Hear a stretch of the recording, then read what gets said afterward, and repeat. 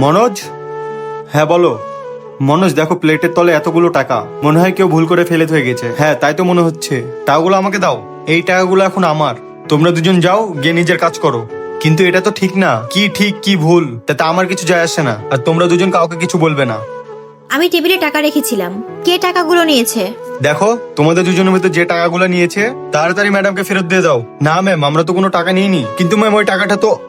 Madam আপনি আমাকে 5 minute সময় দিন, আমি এক্ষুনি বের করে দিচ্ছি টাকাটা কে নিয়েছে। তোমরা দুজন চলো আমার সাথে।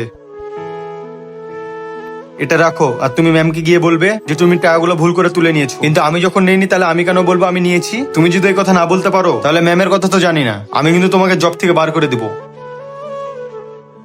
ম্যাম টাকাগুলো মনোজ নিয়েছে। তুমি সত্যি টাকাগুলো নিয়েছিলে? মনোজ, এখানে এসো। তোমরা কি জানো ও কে?